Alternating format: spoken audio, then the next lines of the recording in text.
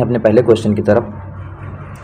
अपना पहला क्वेश्चन है the dimension of dynamic viscosity. सबसे पहले आपको पता होना चाहिए विस्कोसिटी होती क्या है, विस्कोसिटी की यूनिट क्या है, उसके बाद ही आप डायमेंशन फाइंड आउट कर पाएंगे। चलिए तो बताते हैं डायनेमिक विस्कोसिटी की यूनिट क्या है। इसको म्यू से डिनोट करते हैं। इसकी एसआई यूनिट जो अपनी होती है ये होती है न्यूटन सेकेंड पर मीटर स्क्वायर। अब न्यूटन पर मीटर स्क्वायर दाब की भी यूनिट है और दाब को अपना न्यूटन पर मीटर स्क्वायर को हम पास्कल भी लिखते हैं, तो इसकी एक ऐसा यूनिट पास्कल सेकेंड भी हो जाएगी। लेकिन उसके बाद अगर हम एमकेएस यूनिट लिखते हैं तो इसकी एमकेएस यूनिट होती है किलोग्राम पर मीटर इंटू सेकेंड। अब देखिए जो अपना यहाँ पर डायमेंशन दिया है वो दिया है किलोग्राम को हम एम से डिनोट करते हैं और लेंथ को यल से और टाइम को टी से डिनोट करते हैं। अभी जब ये ऊपर जाएगा तो ये हो जाएगा एम एल की पावर -1 टी की पावर -1। तो अपनी सही यूनिट इसकी क्या होगा आंसर, अपना ये आंसर सही हो गया ऑप्शन ए। चलिए नेक्स्ट क्वेश्चन अभी और बात करते हैं इसमें। चलिए देखिए अभी दूसरा जो यूनिट दिया है एल स्क्वायर टी की पावर -1। अभी एल स्क्वायर टी की पावर -1 क्या है, अभी जो अपना जितनी भी डिफ्यूजिविटी हैं जैसे मोमेंटम डिफ्यूजिविटी हो गई, मास डिफ्यूजिविटी हो गई, थर्मल डिफ्यूजिविटी हो गई, तो इन सब की यूनिट क्या होती है मीटर स्क्वायर सेकेंड। तो ये डिफ्यूजिविटी की यूनिट दी हुई है।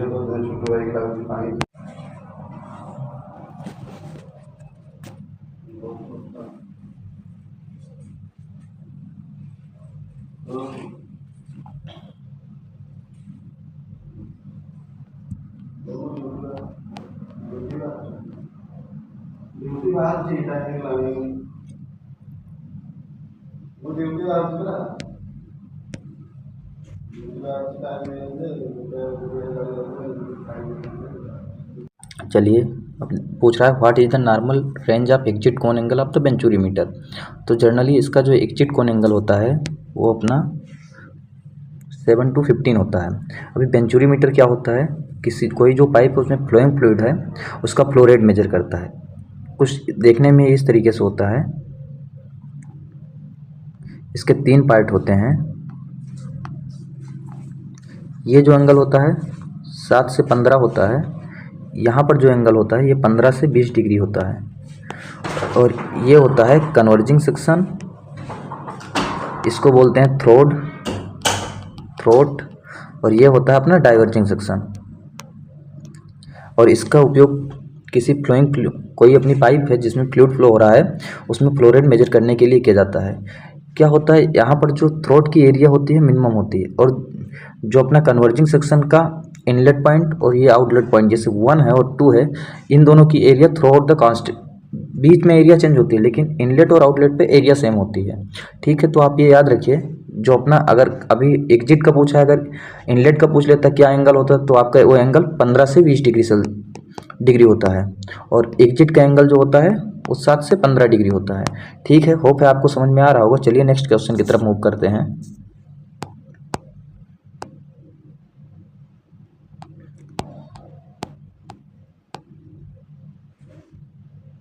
चलिए अगर अपना अगला क्वेश्चन है एट हाई रेनॉल्ड्स नंबर।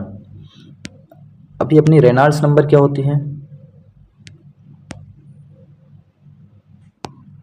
देखिए इसमें लिखा है एट हाई रेनॉल्ड्स नंबर। अपना पहला ऑप्शन दिया है inertial force control and viscous force are unimportant, viscous force are predominate, inertia force are unimportant and viscous force control none of the. देखिए अपना जो रेनॉल्ड नंबर होता है वो होता है inertia force to the viscous force. अभी अपना क्वेश्चन है हाई रेनॉल्ड नंबर के लिए। तो हाई रेनॉल्ड नंबर के लिए क्या होगा, अपनी इनर्शिया फोर्स की वैल्यू जितना ज़्यादा होगी उतना अपना रेनॉल्ड नंबर हाई होगा, और विस्कस फोर्स अपना जितना लेस होगा उतना ज़्यादा रेनॉल्ड नंबर की वैल्यू हाई होगी। तो इसलिए इसका सही ऑप्शन ए है, inertia force controlled and viscous force are unimportant. चलिए नेक्स्ट क्वेश्चन पर अपने मूव करते हैं। अपना नेक्स्ट क्वेश्चन है foot valve provided in pumps are valve. Foot valve आप अगर इंडस्ट्री में आप काम करते होंगे तो आपको पता होगा जो पंप का सेक्शन होता है वहाँ पर ये अपना फुट वाल्व दी जाती हैं। क्या होता है, ये डायरेक्शनल कंट्रोल वाल्व होती हैं, एक डायरेक्शन में इनका फ्लो होता है। और जनरली फुट वाल्व पंप में इसलिए दिया जाता है कि रिवर्स फ्लो ना हो। अगर किसी भी कारणवश अपना पंप ट्रिप हो गया या फ्लो छोड़ दिया, तो जो अगर कोई दो पंप सपोज करिए, एक पंप अपना ये है, पंप ये, दोनों का जो डिस्चार्ज हेडर अगर कॉमन है, तो अगर एक पंप चालू है एक पंप बंद हो गया है, तो क्या होगा, जो इधर से फ्लूइड आएगा, अगर एनआरबी भी पास है, एनआरबी लगी होती है, अगर एनआरबी भी पास हो तो क्या होगा, अपना सक्शन के थ्रू अपना फ्लूइड टैंक या पाउंड में जाएगा। तो इससे क्या होगा, अपना पंप मतलब विदाउट लोड के भी घूमता रहेगा। इससे अपने पंप में मतलब मेंटेनेंस कॉस्ट आ जाएगी, लीकेज हो सकता है। इस वजह से आपको दिया जाता है फुट वाल्व जंक्शन में, तो इसको बोलते हैं डायरेक्शनल कंट्रोल वाल्व। चलिए अगले क्वेश्चन पे अपने मूव करते हैं। अगला क्वेश्चन है अपना, the normal stress is the same in all direction at A point in A fluid when the fluid use. सबसे पहले नॉन विस्कस, तो नॉन विस्कस की कंडीशन में अपना आइडियल फ्लूइड होगा, जो आइडियल फ्लूइड अपना नेचर में एग्जिस्ट नहीं कर रहा है। और इनकम्प्रेसिबल, इनकम्प्रेसिबल क्या है, अपना सपोज करिए कोई लिक्विड है, वाटर है, वो जनरली इनकम्प्रेसिबल है। लेकिन अपना ऑप्शन दिया है बोथ ए एंड बी, तो बोथ ए एंड बी तो हो नहीं सकता है। अभी क्या है, having no motion of the one fluid layer to the, having no motion of one fluid layer to the related to the other. चलिए अभी बताते हैं, ये जो अपना दिया है डायरेक्टली अपना पास्कल लॉ दे दिया गया है। पास्कल लॉ अपना बोलता है कि अगर कोई भी फ्लूइड अगर अपना रेस्ट पर है, अगर फ्लूइड अपना इस टैंक में रेस्ट पर है, तो क्या होगा, प्रेशर इंटेंसिटी जो होगा एवरी पॉइंट पर, इस पॉइंट पर, इस पॉइंट पर, इस पॉइंट पर, वो सेम होगा। तो इसके लिए बोल रहा है normal stress same in all direction. Suppose करिए एक्स डायरेक्शन, ये वाई डायरेक्शन, ये जेड डायरेक्शन है, तो यहाँ पर जो अपना स्ट्रेस है, यहाँ पर जो स्ट्रेस है वो स्ट्रेस सेम होगा। लेकिन कब होगा, पास्कल ने बोला वो फ्लूइड रेस्ट में होना चाहिए, एंड उसमें उस फ्लूइड में कोई रिलेटिव मोशन भी नहीं होना चाहिए। एक होता है रिलेटिव रेस्ट। अभी आपको समझ में नहीं आया होगा रिलेटिव रेस्ट क्या है।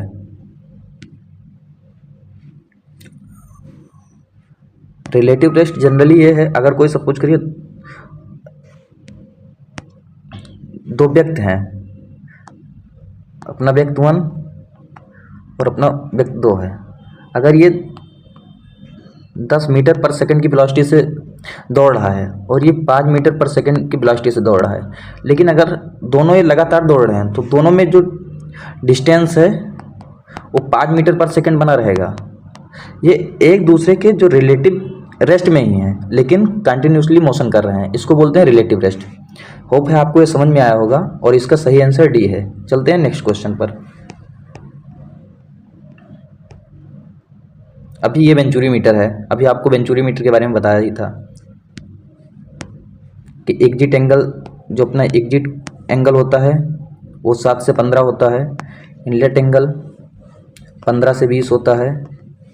इसको बोलते हैं कन्वर्जिंग सेक्शन, इसको बोलते हैं थ्रोट, इसको बोलते हैं डाइवर्जिंग सेक्शन। अभी क्या है, अभी ये पूछ रहा है वेलोसिटी कहाँ पर ज़्यादा होगी। अभी वेलोसिटी हम कैसे बता सकते हैं, क्योंकि थ्रोट पर एरिया कम होता है तो वेलोसिटी सबसे ज़्यादा थ्रोट पर होगी। तो इससे क्लियर हो रहा है V2 ग्रेटर देन होगा V1 से, और V2 ग्रेटर देन होगा V3 से भी। ठीक है, होप है कि आपका यह कॉन्सेप्ट क्लियर हुआ होगा। चलिए देखते हैं ऑप्शन में क्या दिया है। ऑप्शन में पहला ऑप्शन दिया है V3 is greater than V2, V2 is greater than V1। ये कभी पॉसिबल नहीं, क्योंकि जो अपना थ्रोट का एरिया मिनिमम सबसे ज़्यादा वेलोसिटी अपना कहाँ पर होगा, थ्रोट पे होगा, और थ्रोट पे पॉइंट क्या दिया है, यहाँ पर अपनी वेलोसिटी V2 दिया है। तो जनरली सी बात है V2 सबसे ज़्यादा ग्रेटर देन होगा। अभी देखिए V1 हो नहीं सकता। चौथा ऑप्शन देखते हैं क्या है, नन ऑफ दीज। तो आप अपना सही आंसर इसका क्या है, सही आंसर इसका क्या है, V। चलिए होप है आपको समझ में आया होगा। नेक्स्ट क्वेश्चन की तरफ मूव करते हैं। अभी क्या है, the unit of bulk modulus of elasticity for liquid in SI unit. अभी आपको पता होगा बल्क मॉडुलस क्या होता है। तो जो अपना कंप्रेसिबिलिटी होता है, कंप्रेसिबिलिटी मीन्स बीटा, ये एक दूसरे के इन्वर्सली प्रोपोर्शनल होते हैं। ठीक है, जो अपना बीटा होता है उसकी यूनिट होती है मीटर स्क्वायर पर न्यूटन। तो इसकी यूनिट क्या हो जाएगी, न्यूटन पर मीटर स्क्वायर। ये एसआई यूनिट है। अभी आपको पता होना चाहिए बीटा क्या होता है, के क्या होता है। बीटा होता है कंप्रेसिबिलिटी। कंप्रेसिबिलिटी क्या होती है, बीटा जो अपना बीटा है, एक सेकेंड, सॉरी, जो अपना बीटा है यह है change in volume, change in pressure, change in pressure. अभी देखिए, सपोज करिए आप 2 कंटेनर ले लीजिए। देखिए लिक्विड आर जनरली इनकम्प्रेसिबल होते हैं, लेकिन जो गैसेस होती हैं वो कंप्रेसिबल होती हैं। मान लीजिए इसमें गैस है, गैस मॉलिक्यूल है। दूसरा ये है, अभी सपोज करिए यहाँ पर प्रेशर P है, यहाँ पर प्रेशर जो लग रहा है अपना, सपोज करिए P + dP है। यहाँ पर वॉल्यूम क्या था पहले, मान लो इसका वॉल्यूम V था। अभी क्या है यहाँ पर, अब देखिए इसमें ज़्यादा दिख रहा होगा, लेकिन ये मान लीजिए यहाँ पर क्योंकि प्रेशर हाई हो रहा है तो वॉल्यूम घटेगा। तो मान लीजिए dB वॉल्यूम घट गया तो B - dB। अभी क्या है यहाँ P + dP लग रहा है। अभी क्या है, चेंज इन वॉल्यूम। तो चेंज इन वॉल्यूम क्या होता है, फाइनल माइनस इनिशियल, ठीक है, अपान इनिशियल। तो ये हो जाएगा dB/B। चेंज इन प्रेशर, पहले अभी अपना पहले P प्रेशर था, अपना dP, तो अपना चेंज इन प्रेशर क्या हो जाएगा, dP। चलिए अभी इसको आगे मैं फार्मूला लिखता हूँ। इस क्योंकि अपना क्या था, सॉरी यार, अपना क्या है, बीटा इक्वल टू अपना हो जाएगा -dB/B/dP। ठीक है, जो अपना वॉल्यूम की यूनिट है मीटर क्यूब कट जाएगा। प्रेशर की यूनिट क्या होती है, न्यूटन पर मीटर स्क्वायर, तो इसकी यूनिट हो जाएगी मीटर स्क्वायर पर न्यूटन। अब इसका इन्वर्सली प्रोपोर्शनल होता है, तो हम के को क्या लिख सकते हैं, dP/dB - dB, ये इसका हो जाएगा। और इसकी यूनिट क्या हो जाएगी, न्यूटन पर मीटर स्क्वायर। होप है आप लोगों को समझ में आया होगा। चलिए देखते हैं अगले क्वेश्चन की तरफ चलते हैं। चलिए यहीं पर ये ख़त्म होता है। होप है आपको ये वीडियो समझ में आया होगा। इस वीडियो को ज़्यादा से ज़्यादा लोगों तक शेयर करें, जिससे और सारे वीडियो फ्लूइड मैकेनिक्स, मास ट्रांसफ़र, हीट ट्रांसफ़र के आप लोगों के लिए लाया जाए, जो आपके आने वाले एग्जाम के लिए बेनिफिट हों। लाइक और सब्सक्राइब और शेयर ज़रूर करें।